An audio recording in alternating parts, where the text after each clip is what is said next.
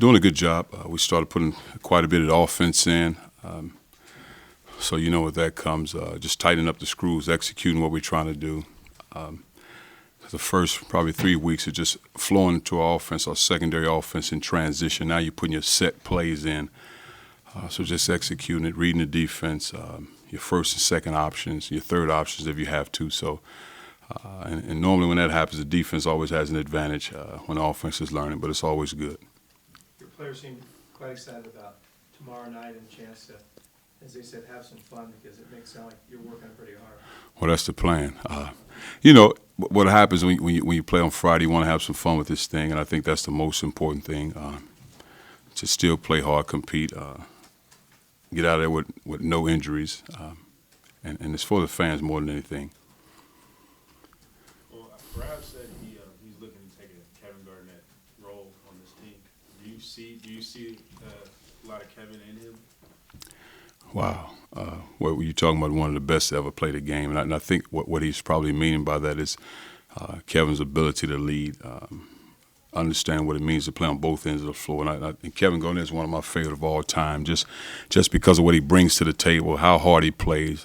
He demands it at a high level from his teammates. It doesn't matter your status as a player on his team. And I think those are the things that he's talking about because, again, you're talking about one of the best. 20 years now. And have done it at a high level for a long time. Have you seen that? I think so, without a doubt. I think he has that in him. But that's years of going through it and seeing it. But he's playing really well right now. The past 2 weeks, I think he's really stepped his game up, just understanding, using his physical strengths, shooting the ball really well, making plays, rebounding the basketball. But he's playing at a high level right now. He said, Jaylen Brown said that he had it was a moment in the post where he crossed over a big and he made a ball. They wouldn't say who the big was. Could you say who the big was? I won't say who it was, but it happened. But he has that type of ability to be able to make plays like that. And I think with him, as he continues to gain confidence, as far as within the scheme of things, not necessarily that he lacks confidence, but just understanding what we're doing, then his game continues to grow because it's so hard to guard a guy that can make shots at that size, and he can dribble the ball, and he's a good passer.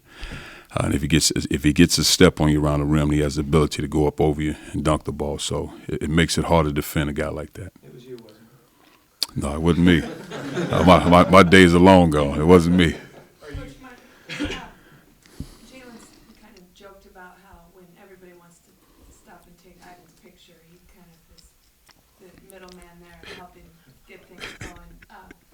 But in all seriousness, they both spoke about school first, and it just both seem very mature, well-spoken kids. How are they handling all the attention?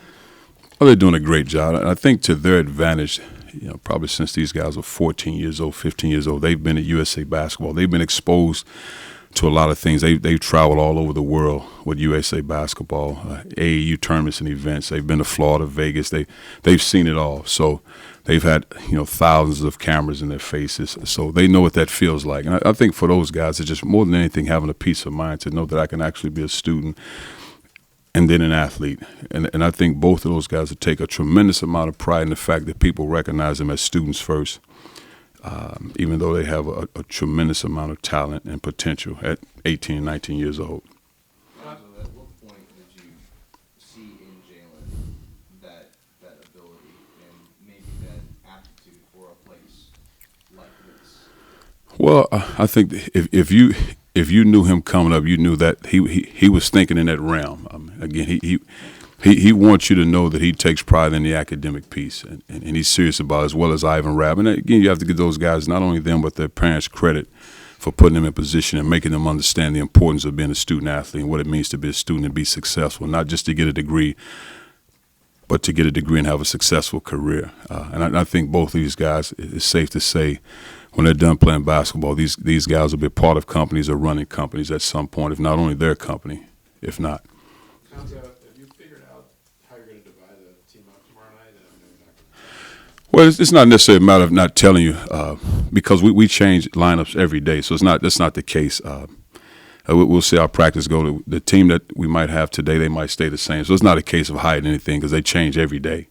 It's not a case of who's a starting five. It won't be like that. It'll just be these are the teams. And sometimes they'll say, Coach, we want to play against those guys. So it might work out like that because we do that in practice too. When one team feel like they got an advantage the previous day, okay, we want to keep our same team. So in some ways, we'll try to match it up as a staff, but also get their input. What do you guys want to do, and then go from there. Do you have a format in mind for how the evening will go? We'll play, 2 20-minute halves, and they might throw some dunks in here and there. Who knows? But as long as they're good dunks, I don't want guys throwing the balls all at the rim and not dunking the ball. But I mean, you want the ball to go in the rim actually. So we might do a little bit there, but really just having fun, playing good basketball, sharing the ball. Might switch teams during the. Yes, yeah, we'll probably do that as well. I have a sense those two have, the two who were just in here have maybe learned from Tyrone's example. I mean, he's going to be the first in his family to graduate, and him coming back to school. Have you noticed an example of that? Well, I just think not only Tyrone, but all the guys on the team, they understand the importance of what it means to get a degree from Cal Berkeley. And I think they take a tremendous amount of pride in that.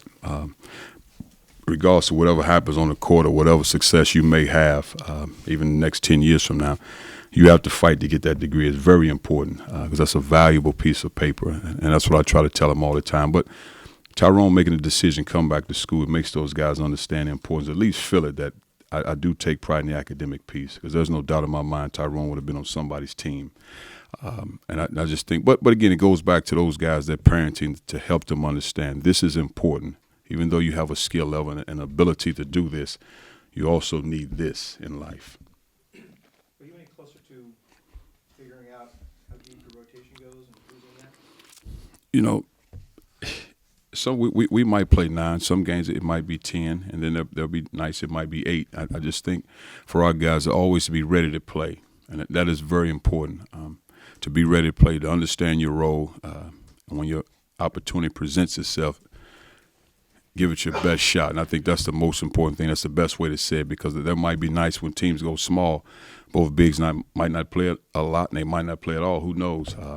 There'll be teams where you're going against traditional bigs, they might split the minutes. So not to say they're not playing well, because I think those guys are doing a really good job in the past week or so protecting the lane and being big physical guys, and it's starting to show. So I don't know. It could be 9, it could be 10, and it could possibly be 8. In a perfect world, you have a sense in your mind of how many minutes you'd like each of your bigs to be able to play in a game to sort of augment what you do? The thing I talk to our bigs about in our team, for big guys, if they can play 2 minutes very hard and take it to the max, and then the other guy goes in, 2 minutes as hard as you can play to give everything you got. And I think that's the best way to put it for those guys, because it is, you're talking about guys that are 7 feet tall. And I don't know as many bigs around the country that run the whole game, 48 minutes, 40 minutes. That's a lot of time for big guys. When the way they have to defend the post, they have to protect the lane, they have to cut off the baseline. They have to nowadays, the hardest part for big guys is defending ball screens. That's a tough thing to do. So they have to be able to move laterally and rebound and box out. It's not an easy thing to do. So we try to tell those guys, 2 minutes as hard as you can play. And that's not to say they can't play more minutes, but if you focus like that, then all of a sudden you play 15, 20 minutes, not even thinking about it.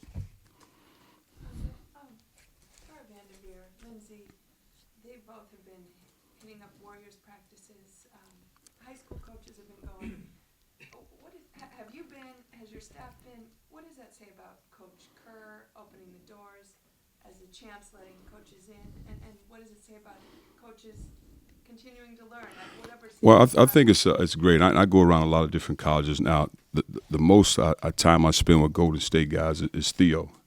Theo and I hang out together and we talk basketball because he's a part of that program. Because I know the time.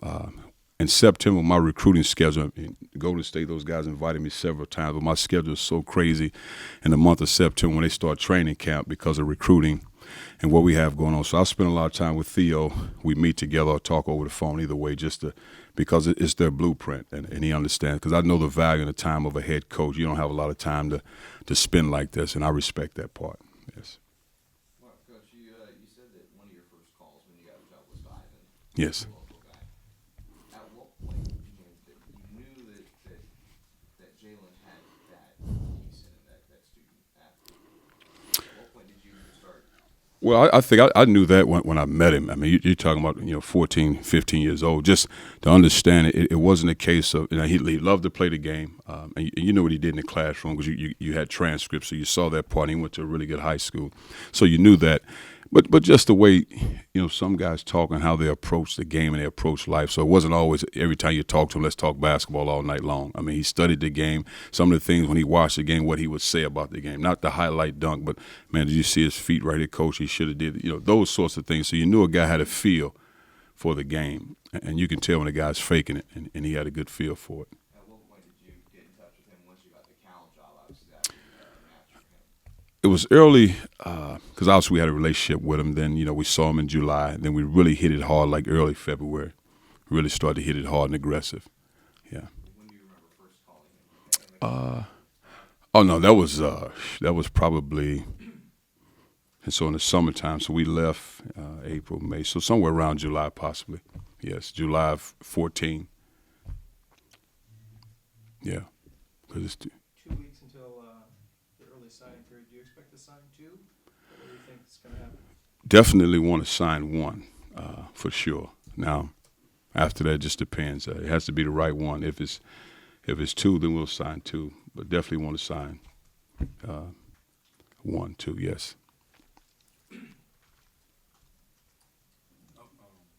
George Rattling came by the offices. Can you kind of speak on how that was and his impact on the game? Well, it was great. Coach Rattling came by, and he stayed for 2 days. And just gave information on leadership, how to run a program. Because you're talking about a guy that's 78, has been in the trenches for years. I've seen it a lot. He's been a part of great programs. An assistant coach at Maryland, a head coach at Iowa, Washington State, USC. Those are big-time programs.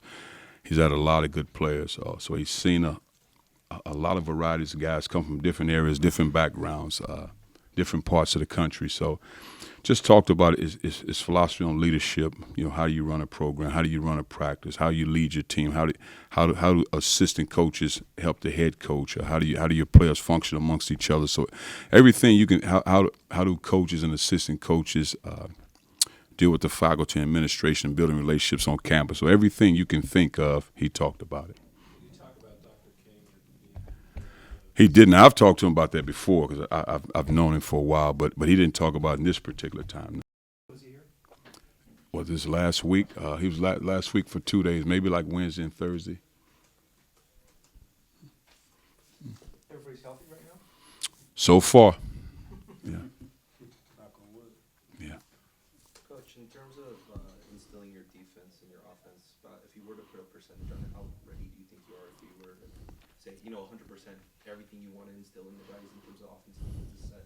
How far do you think you are? If there was a percentage on both sides, I would say 75%, and a lot of it has to do with guys returning in your program. So when you have guys that have been a part of your program, have played in games for you, that understand you, even when you're in tough patches in a game, they understand what it means and what it feels like. We've been in this situation before, and I think part of success is guys going through things together. So probably 75% of what we want to do, where you can see it. Now, obviously, you got to translate that from practice to games. Can you talk a little bit about, Gary mentioned, won't mention much as Roger makes here, but can you talk a little bit about sort of his development and how he's coming along, what he's maybe seen through him in practice, and what role he's been in to play this year? But Rogers, he's done a great job here in the past. I mean, since we started, as far as how he competes, how hard he plays, his game has really improved as far as making plays off the dribble, making shots, making free throws. I think the biggest thing with Rogers, the translation from practice to the game. I think that's the biggest key now. That's the part that's unknown up until this point. But as far as practicing, he's competed at a high level, and I think he's raised Jalen's level of play because they go against each other quite a bit. And one thing about Roger, he stays attached on defense, so he makes you work to get shots, to get catches, and to make shots. And I think that really helps him because Roger makes him stay at a high level. But he's played well for us. He really has. Now, again, I think the biggest key with him is from practice to live games.